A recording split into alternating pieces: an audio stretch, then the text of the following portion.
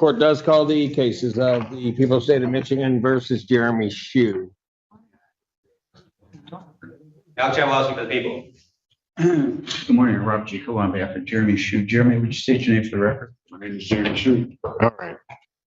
And it's date and time set for 2 preliminary examinations. Are we ready to proceed? Yes. Yes, Your Honor. Your Honor, it's my understanding there's 3 officers involved here. I would ask that 2 of them be sequestered. Well, Judge, there's 2 on one case and 1 on the other. So they're sequestered at the moment. Okay. I'll order them sequestered, but an officer that's in charge of the case may remain in the courtroom to assist the prosecutor. All right. Which one? Call you for.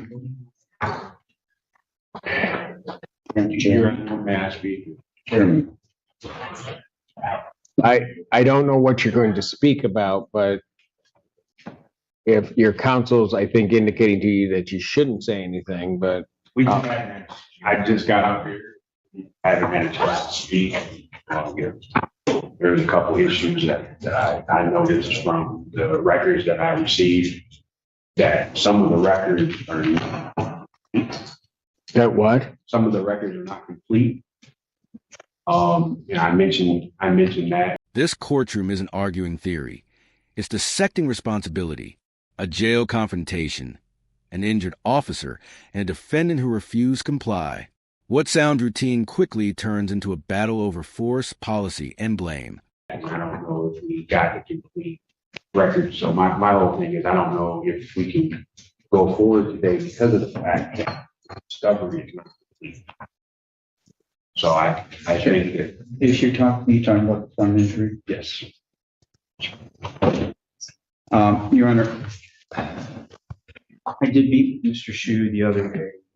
Spoke extensively. We do have the medical records regarding the fractured rib. The other injury to the officer was a hyperextended thumb. I'm ready to proceed on that matter, Your Honor. I mean, the report says it was a hyperextended thumb, Your Honor. I'm not sure how much medical record would be there. I explained that to Mr. Shue. I'm ready to proceed. If there's a conflict, then I guess there's a conflict of interest between me and Mr. Kilowog. And I would like to relieve him as my counsel. Okay. That's denied. Is there, so I'm assuming what's alleged is one of the injuries to the officers a hyperextended thumb. Correct. Is there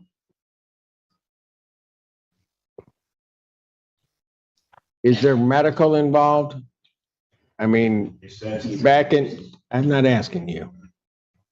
Back in the day, if I had a hyperextended thumb, I just popped it back in and kept going. So I don't know. Judge, the report did reflect that our deputy was treated at Trinity Health. And, you know, Ann Arbor, Mr. Kilowog has all the information that we have, to my knowledge. I believe the officer can testify to what medical attention he received.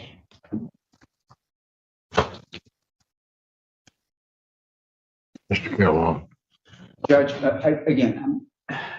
this is my client. If he says he needs those medicals, Your Honor, if he wants to adjourn this matter, I'm willing to adjourn it. I'm also ready and willing to proceed, Your Honor, on this matter. If the defense is asking for an adjournment, Judge, we don't have an objection. Well, all right. That's on which case? That's with Officer Gillette. That is on the 141 case. 0141. All right. Is there a reason then, if that's the case, is there a reason I can't proceed on the other case? No, Your Honor. Not that I know of. All right, then what I will do on the 141 case says stay before me.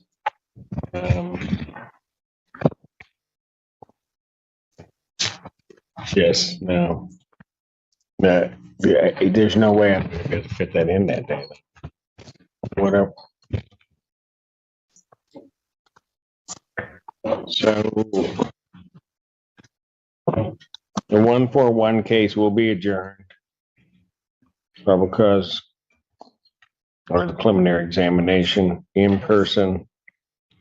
This is going to delay his matter quite a bit. I think he's going anywhere to September 26th, Your Honor, 2023, 9 a.m. in person. Yes. on that case, my client would ask me if I would address bond, Your Honor. I believe he can be gainfully employed. He has a place to live, Your Honor. I don't believe he would be a threat to society. It seems like the jail is where he gets the most trouble. He said, I would ask the court to please consider a bond in that issue.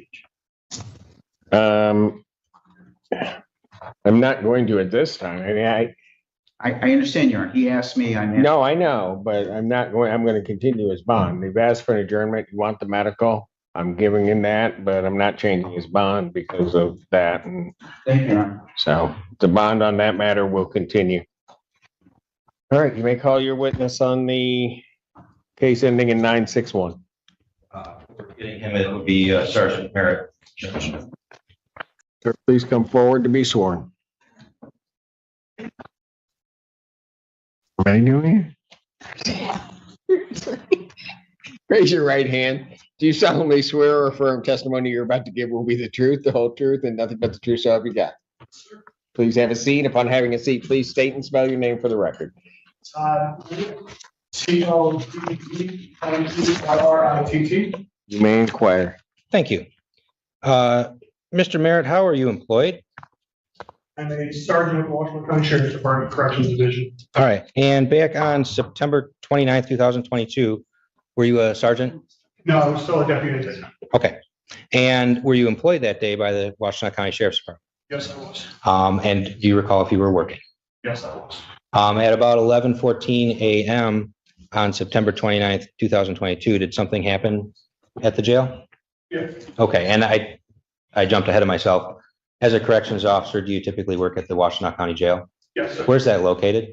2201 Hoffman Cross. Is that in this, and that is in the Washington County, Michigan? Yes, sir. All right. So at 11:15 a.m. that day, did something happen that brings you to court today? Yes, sir. What was that? The inmate was barricaded in a interview room, Okay. a tablet, they had internet access. I was told we need to get in there and get that tablet back. And who was that inmate? Mr. Shue, Eric Shue. Is he in the courtroom today? Yes, Can you point him out and describe what he's wearing for us, please? right over here in an orange jumpsuit. Thank you. Ask record reflect ID. Record shows shall reflect without objection. Thank you. So you were given orders to retrieve this tablet, Yes, I was. and how did you attempt to retrieve the tablet? Yes. How'd you do that? First, I attempted to have a conversation with him multiple times to see if he would give me the tablet back. I was told he would not. He would not open the door at that time. Who told you that? Mr. Shue gave me the direct verbal. He would not open the door. He would not open that door for us. Okay. At some point, was there an opportunity you saw to try to open the door forcefully? Yes, And is that something that you have to do from time to time with inmates? yes, sir. All right. And did you take action to try to forcefully open the door? Yes, sir. How did you do that? He adjusted in the chair. My key was already locked. I keyed the door to open it, and as he adjusted, I pushed the door Okay. And how far did you get the door open? open. Approximately 12 to 18 inches. Were you able to get into the cell at that time? The interview room, yes. Or interview room, I'm sorry. Yes. And how far into that interview room did you get? I got about half my body in. And then what happened?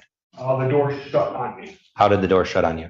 From pressure from Mr. Shue pushing back on the other side. Did you see him do this? Yes. Okay, how was he pushing back? He had his knees propped up on the door. He was sitting in a gray plastic chair. Behind that chair was a round table that was braced up against the wall. And now, did anything happen to you when this door got closed on you? I six to rip. Okay, how did you do that? Between the door pushing against me and the door frame. Just stuck me there. So, okay, so you got stuck. Yeah. You got stuck between the door and the door frame. All right. Did you have to go to the hospital for that? Yes, I did go to the hospital. And is that where you found out that you had a broken rib? Yes, sir. Um, What were you wearing that day? Uniform. Basically what you're wearing today? Okay. And did you otherwise make yourself known that you're one of the deputies at the jail or corrections officers? What do you mean by that? Did you tell them or? Uniform, you knew who I was. Okay. Did you have some sort of rapport with Mr. Shu as best you could? Yes. All right. Thank you. Nothing further. Cross-examination. Yes. Officer Merritt, is there a procedure for cell extraction? And what is that procedure? We attempted to de-escalate that situation before having to use force. If that's not progressing into a manner where forces are not leading up to not force being used, then force would be called forth on that point. You used the word "we." Were there more than one officers there? Yes. Okay. And as part of the cell extraction procedure, is that you wear some kind of protective clothing? Depending on depending on the extraction. Okay. This time, If it's combative extraction, yes, we would. okay. Were you wearing that? No, I was not. Okay. Would you consider this a bad extraction? Combative extraction? I'm sorry, combative. No, I would not. Okay. Tell me what excuse me. Tell me what Jeremy was doing at the time. He was sitting in a gray chair, had a tablet he was typing on, and had his legs pressed up against the door. So basically he wasn't letting you in the door, No, he wasn't letting me in the door. and you tried to talk him, Yep. and he still refused. Yes, sir. Wouldn't that be considered a combative? He still wasn't displaying force. He wasn't threatening to harm me. Okay, but his feet were against the door, preventing you from getting in the door. And again, I don't know your procedures, and I'm not criticizing it, but in hindsight, wouldn't it have been better to wear some type of protective vest that may have prevented this rib fracture? We also have to take time into consideration in that event because he has something that has access to the outside world. He has the internet right there. So getting that device, there wasn't time for that. Okay, That was a call that they made to open the door. was that your call to No, make? it was not my call. Who made the call? The duty sergeant at the time, Sergeant Holman. Holman. And did you want to proceed with this charge? Objection, relevance. Sustained. All right, and so you're trying to push into the door, correct? Are there two or three officers behind you pushing on you? There was an officer to push on the other side of the door, on one side of the door with me. Okay, so it's not only you pushing inside the door, it's officers behind you pushing you, correct? Is that a fair statement? There's an officer pushing with me. Okay, so they were using force to push you through the door, correct? No, he was not pushing on me. He was pushing the door. He was pushing the door? Yes. Okay, and that pushing opened the door somewhat? Yes, sir. Okay, and you, was there any concern on your part when you just stuck half of your body in the door? Not at that point, no. But the door then closed on you, correct? And what kind of upper body were you wearing that day? The uniform. Just a uniform? No vest, just the uniform. Okay, and so how long was that door pressed against your chest or your side? I don't honestly know how long it was. I don't think it was very long. Did you know when your rib was fractured, did you know at that time that that's what happened? No. Okay, so you didn't feel any pain? Right when it happened, no, sir. Okay, so eventually the door was open, correct? Yes, sir. And then you even talked to Jeremy afterwards? Sir. And when is it when you knew that you had a fractured rib? After going and conducting an encounter, he walking back into the body. Okay, and you had to get medical treatment for that? Yes, sir. And it was confirmed that you had a fractured rib? Yes, sir. Did you have to take time off for work? I did take a couple days off of work, yes. Okay, and is there any lasting injury or anything? No, not right now. Okay. May I have one moment with my client?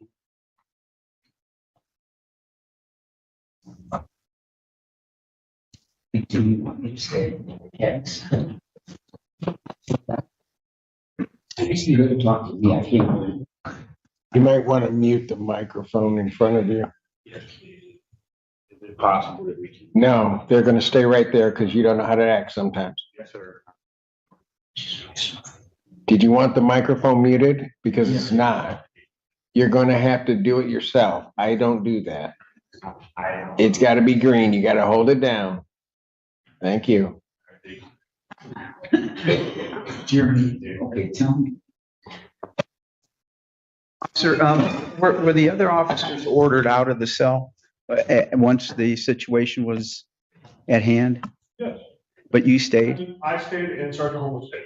Okay, and what was the purpose of staying? Just stayed behind. Yeah, I assume you stayed in the same room with Jeremy? Yeah, in the room. And- Sergeant Holmes. Did you discuss anything with him or talk to him? He was just emotional. And he just asked if he could have a minute. Okay, and after that, did he give you any problems after that? Okay, is there a reason why you stayed in the room that after that situation? I mean, what was the purpose of staying in the room? I was told to stay there by the sergeant. Okay. Excuse me, Your Honor.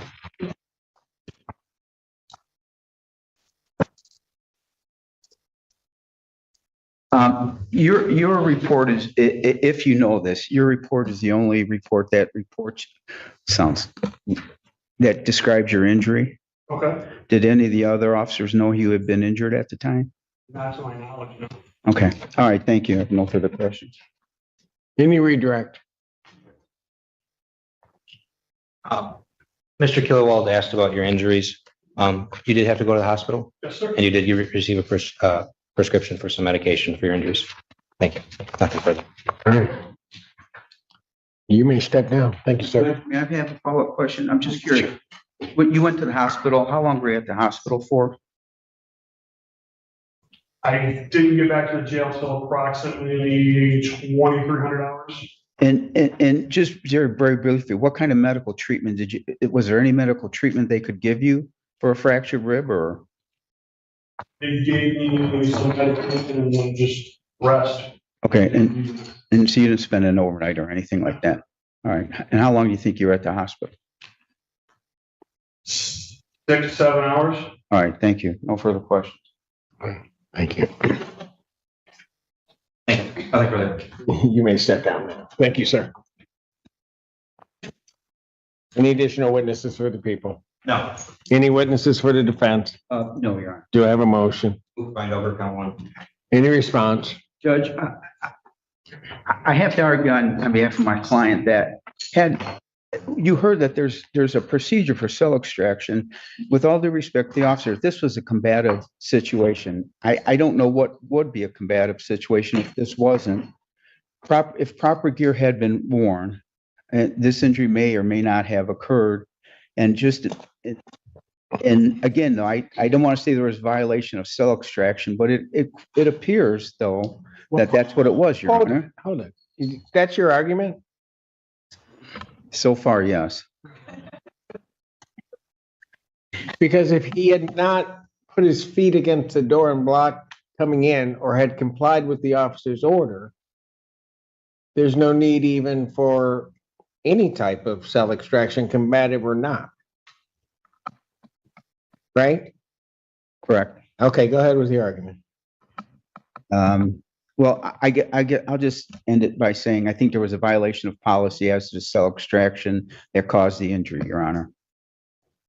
Okay. Thank you. I'm asking the matter to be dismissed. Your Honor, may I speak to Mr. Killowald? Can you what?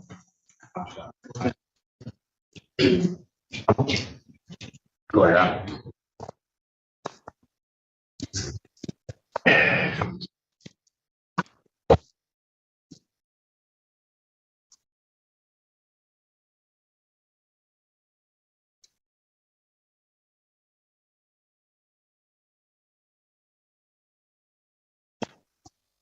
I have no further arguments. All right.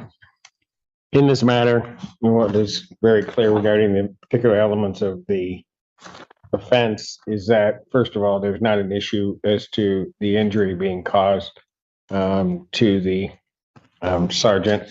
Also, that he was acting in lawful duties as to take something from the defendant. Defendant did not comply with that, attempted to get it, and properly so. He went into the unit.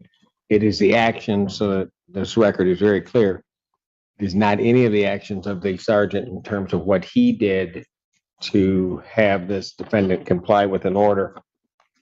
Everything that started down that path was caused from this defendant and the actions that he took, ultimately causing injury to the sergeant. So for those reasons, and examining the entire record and testimony, the court would find that the people have sustained their burden and would bind the defendant over to stand charges on resisting and obstructing an officer causing injury.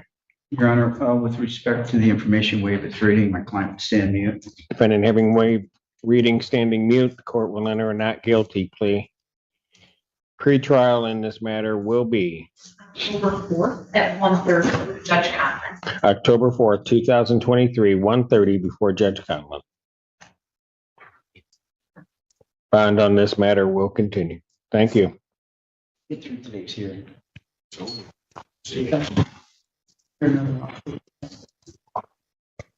Wait, officer, hold on a sec. What's wrong? Some of the other meetings. Oh, okay, fine. Thank you, Your Honor. Thank you. See you in a month and a half. Pardon me? I like to sign one. Probably some other attorney will be doing it, but I have to do it. Nope, you're stuck. Thanks, Judge. Appreciate it. Just now, I'm just saying. I think you two get along fabulously. Thank you, sir. All right.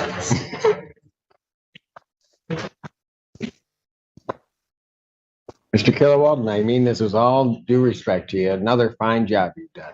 Thanks, Judge. I really appreciate it. You're welcome. I'll tell the grievance committee that. Okay, well. The court made it clear. Compliance matters, especially behind bars. Policy debates don't erase direct actions or their consequences. In the end, responsibility followed the resistance.